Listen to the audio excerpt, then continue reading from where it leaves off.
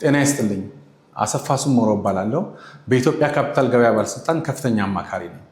ከኔ ጋር በሚኖረን ቆይታ የካፒታል ገበያ ባለስልጣን ምንድነው፣ በካፒታል ገበያ አዋጅ የተሰጡት ስልጣኖች ምን ናቸው የሚለውን ሰፋ ያለ ሙያዊ ማብራሪያ እሰጣለሁ። መልካም ቆይታ።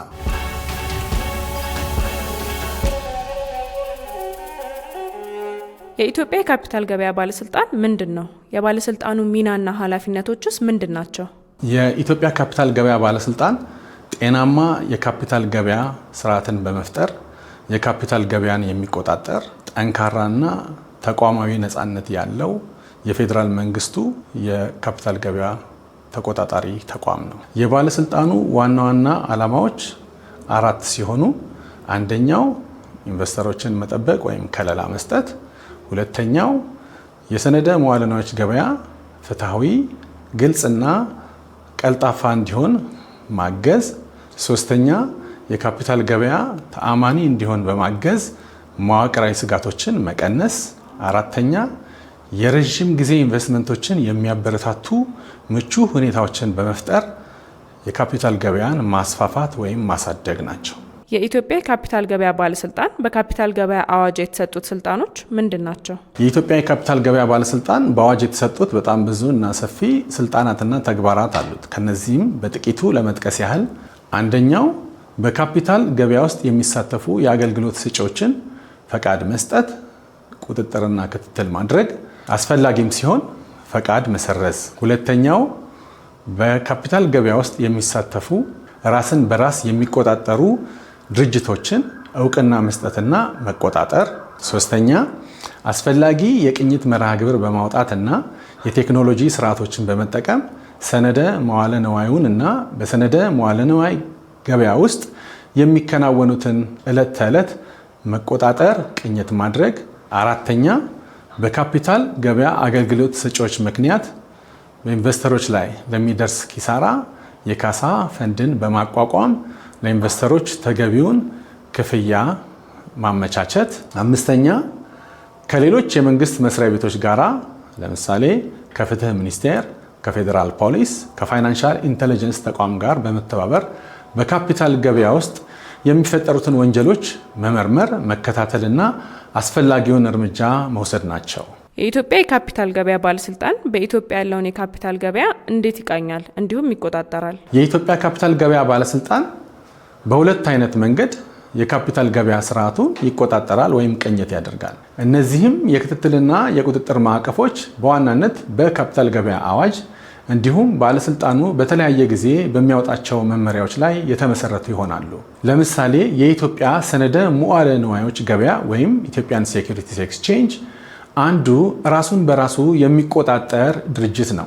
ባለስልጣኑ እንደነዚህ ላሉ ራሳቸውን በራሳቸው ለሚቆጣጠሩ ድርጅቶች የውክልና የቁጥጥር ኃላፊነት የሚሰጠው ካፒታል ገበያ በተፈጥሮ በጣም የተወሳሰበ በጣም ብዙ ተዋናኝ ያሉበት ብዙ ፕሮዳክቶች የሚከናወኑበት ገበያ ስለሆነ ባለስልጣኑ እንደነዚህ ላሉ ራሳቸውን በራሳቸው ለሚቆጣጠሩ ድርጅቶች የውክልና የቁጥጥር ኃላፊነት የሚሰጠው ካፒታል ገበያ በተፈጥሮ በጣም ውስብስብ የሆኑ በጣም ብዙ ተዋናዮች እንዲሁም በጣም ብዙ ፕሮዳክቶች የሚከወኑበት ገበያ ስለሆነ አንዳንድ የቁጥጥር ኃላፊነቶችን እነዚህ ድርጅቶች ቁጥጥር እንዲያደርጉ ይፈቅዳል። ምንም እንኳን ካፒታል ገበያውን መቆጣጠር የባለስልጣኑ ኃላፊነት ቢሆንም ባለስልጣኑ አንዳንድ የቁጥጥርና የክትትል ኃላፊነቶችን በውክልና ራሳቸውን በራሳቸው ለሚቆጣጠሩ ድርጅቶች በመስጠት ክትትልና ቁጥጥር ያደርጋል። በሌላ በኩል ደግሞ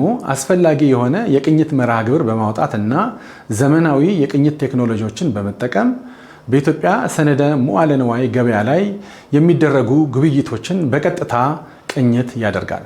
የኢትዮጵያ የካፒታል ገበያ ባለስልጣን ምን አይነት ተቋማትና ተግባራትን ይቆጣጠራል? የኢትዮጵያ ካፒታል ገበያ ባለስልጣን የተለያዩ ተቋማትንና ተግባራትን ይቆጣጠራል፣ ይከታተላል። ከሚቆጣጠራቸው ተቋማት መካከል የካፒታል ገበያ መሰረተ ልማቶች ለምሳሌ የኢትዮጵያ ሰነደ መዋዕለ ንዋይ ገበያ ወይም ኢትዮጵያን ሴኩሪቲስ ኤክስቼንጅ የሚገኝ ሲሆን እንዲሁም የካፒታል ገበያ አገልግሎት ሰጪዎች ለምሳሌ የሰነደ መዋዕለ ንዋይ ደላላ፣ የሰነደ መዋዕለ ንዋይ አከናዋኝ፣ ኢንቨስትመንት ባንክ የመሳሰሉት ይገኙበታል። በተጨማሪም ባለስልጣኑ ከሚቆጣጠራቸው ተግባራት አንዱና ዋነኛው ለሕዝብ ለሽያጭ የሚቀርቡ ሰነደ መዋለ ንዋዮችን የሚገዛውን የካፒታል ገበያ ስርዓት ነው። የኢትዮጵያ የካፒታል ገበያ ባለስልጣን ኢንቨስተሮችን እንዴት ይጠብቃል? እንዲሁም የገበያውን ታማኝነት እንዴት ያረጋግጣል? የኢትዮጵያ ካፒታል ገበያ ባለስልጣን ኢንቨስተሮችን ለመጠበቅና የገበያውን ታማኝነት ለማረጋገጥ የተለያዩ ስልቶችንና መመሪያዎችን ይጠቀማል። እነዚህም ስርዓቶች አንደኛ የግልጽነትና መረጃዎችን ይፋ የማድረግ ወይም ፕሪንሲፕልስ ኦፍ ትራንስፓረንሲ ኤንድ ዲስክሎዥር የሚባል ሲሆን በመሆኑም የሰነደ መዋለ ንዋይ አውጪዎች ስለ ኩባንያቸውም ሆነ ስለ ሰነደ መዋለ ንዋዩ ዝርዝር የሆነ መረጃ ለኢንቨስተሮች መስጠት ይጠበቅባቸዋል። ከነዚህም መካከል ኢንቨስተሮች ኩባንያቸው ላይ ኢንቨስት ቢያደርጉ ሊያገኙ የሚችሉትን ጥቅም እንዲሁም ሊያጋጥማቸው የሚችለውን ኪሳራና አደጋ በግልጽ ማስረዳት ይጠበቅባቸዋል። ኢንቨስተሮችም የሰነደ መዋለ ንዋይ አውጪዎች በሚያቀርቧቸው ግልጽና ይፋዊ መረጃዎች ላይ ተመስርተው ኢንቨስት ሊያደርጉ ይችላሉ። ሁለተኛ ባለስልጣኑ የተከለከሉ የግብይት ስርዓቶችን በሚመለከት አስፈላጊውን ስርዓት አስቀምጧል። ይኸውም በካፒታል ገበያ ውስጥ የሚሳተፉ የገበያ ተዋናዮች የተከለከሉ ግብይት የሚያከናውኑ የገበያ ተዋናዮችን በመለየት በመከታተልና በመቅጣት ለኢንቨስተሮች ጥበቃ ይሰጣል። የገበያውንም ተአማኝነት ያረጋግጣል። ሶስተኛው ደግሞ በካፒታል ገበያ አገልግሎት ሰጪዎች ምክንያት ኢንቨስተሮች ላይ የሚደርሰውን ኪሳራ ለማካካስ የሚረዳ የካሳ ፈንድ አቋቁመዋል። በመሆኑም ባለስልጣኑ እነዚህንና ሌሎች ስርዓቶችን በመዘርጋት ኢንቨስተሮችን መጠበቅና የገበያውን ታማኝነት ማስጠበቅ ያስችለዋል። በኢትዮጵያ ያለውን የካፒታል ገበያ የሚገዙት ዋና ዋና ህጎችና ደንቦች ምንድን ናቸው? የኢትዮጵያ የካፒታል ገበያስ እንዴት ያስፈጽማቸዋል? የኢትዮጵያን ካፒታል ገበያ የሚገዙት ዋና ህጎችና መመሪያዎች አንደኛው የኢትዮጵያ ካፒታል ገበያ ማቋቋሚያ አዋጅ ቁጥር 1248/2021 ሲሆን እንዲሁም ሌሎች ከአዋጁ በኋላ የወጡ መመሪያዎች ናቸው። እነዚህም መመሪያዎች አንደኛ የካፒታል ገበያ አገልግሎት ሰጪዎችን ፈቃድ ለመስጠት እና ለማስተዳደር የወጣው መመሪያ፣ ሁለተኛ የሰነደ መዋለ ንዋይ ገበያን ፈቃድ ለመስጠትና ለማስተዳደር የወጣ መመሪያ ሲሆን፣ ሶስተኛ ለህዝብ ለሽያጭ የሚቀርቡ ሰነደ መዋለ ንዋዮችን የሚያስተዳድርና የሚገዛ መመሪያ፣ አራተኛ የባለስልጣኑን የአገልግሎት ክፍያ ለመወሰን የወጣ መመሪያ፣ አምስተኛ ራሳቸውን በራሳቸው የሚቆጣጠሩ ድርጅቶችን የሚያስተዳድርና የሚገዛ መመሪያ እንዲሁም ሌሎች መመሪያዎች ናቸው።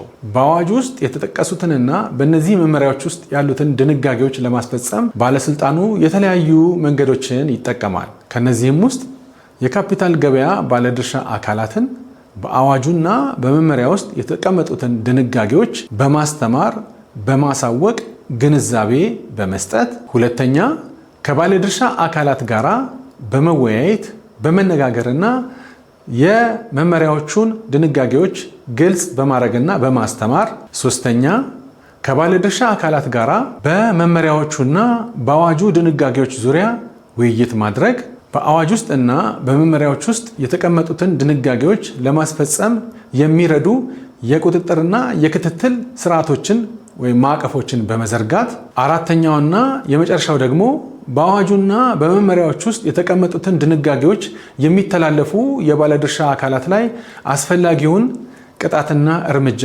በመውሰድ ይሆናል። የኢትዮጵያ የካፒታል ገበያ ባለስልጣን ገበያውን ከመቆጣጠር በተጨማሪ የገበያውን እድገትና ልማት እንዴት ያበረታታል? ባለስልጣኑ ገበያውን ከመቆጣጠር በተጨማሪ የገበያውን እድገት ለመደገፍ የተለያዩ ስራዎችን ይሰራል። ከነዚህም ስራዎች መካከል በካፒታል ገበያ ውስጥ የሚቀርቡትን ፕሮዳክቶች አይነትና ቁጥር መጨመር ሲሆን ይኸውም ከአክሲዮንና መደበኛ የዕዳ ሰነድ በተጨማሪ በክልል መንግስታትና በከተማ ማዘጋጃዎች ሊሸጡ የሚችሉ የሚኒሲፓሊቲ ቦንዶችን ያካትታል። እንዲሁም ባለስልጣኑ ለሰነደ መዋለ ንዋይ አውጪዎች ማለትም የመንግስት የልማት ድርጅቶችና የግሉ ሴክተር ሰነደ መዋለ ንዋይ በማውጣት ሂደት ውስጥ የሚያጋጥማቸውን ችግሮችና ተግዳሮቶች ለመቅረፍ አስፈላጊውን ድጋፍ ይሰጣል። በተጨማሪም የተቋማዊ ኢንቨስተሮችንና የአነስተኛ ኢንቨስተሮችን ተሳትፎ ለማሳደግ የተለያዩ ስራዎችን ይሰራል። የኢትዮጵያ የካፒታል ገበያ ባለስልጣን ከሌሎች የመንግስት ኤጀንሲዎችና ዓለም አቀፍ ድርጅቶች ጋር እንዴት በትብብር ይሰራል? የኢትዮጵያ ካፒታል ገበያ ባለስልጣን ከሌሎች የመንግስት ተቋማት ጋር ለምሳሌ ከገንዘብ ሚኒስቴር፣ ከብሔራዊ ባንክ፣ ከፍትህ ሚኒስቴር፣ ከፌዴራል ፖሊስ እና ሌሎች የመንግስት ተቋማት ጋር በትብብር የሚሰራባቸው ብዙ ስራዎች አሉ። ከኢትዮጵያ ብሔራዊ ባንክና ከገንዘብ ሚኒስቴር ጋር ባለው ትብብር መንግስት የዕዳ ሰነዶችን ወደ ገበያ በማቅረብ አስፈላጊውን ፋይናንስ ከካፒታል ገበያ እንዲሰበስብ ይረዳዋል። በተጨማሪም ከፍትህ ሚኒስቴርና ከፌዴራል ፖሊስ ጋር ባለው ትብብር በካፒታል ገበያ ውስጥ የሚከሰቱትን ወንጀሎች ለመመርመር፣ ለመከታተልና አስፈላጊውን አስተዳደራዊ እርምጃ ለመውሰድ ይረዳዋል። በመጨረሻም ከልማት አጋሮች ጋር ባለው ትብብር የካፒታል ገበያ መሰረተ ልማትን፣ የካፒታል ገበያ እድገትን ለመደገፍ የሚያስፈልጉ አስፈላጊ የፋይናንስ ድጋፎችን ያገኛል። የካፒታል ገበያውን ለማስፋፋትና ለማሳደግ ከልማት አጋሮች ጋር አስፈላጊውን ትብብር ያደርጋል። ባለስልጣኑ ለወደፊቱ የኢትዮጵያ ካፒታል ገበያ ያለው ራዕይ ምንድን ነው? ባለስልጣኑ ለኢትዮጵያ ካፒታል ገበያ ያለው ራዕይ ጠንካራና የተነቃቃ የካፒታል ገበያ ስነ ምህዳር መፍጠር ነው። ይኸውም ፈጠራን የሚያበረታታ አካታች እና ዘላቂ ልማትን የሚያፋጥን የካፒታል ገበያ ስርዓት መመስረት ነው። ለነበረን ቆይታ በጣም አመሰግናለሁ። መልካም ጊዜ።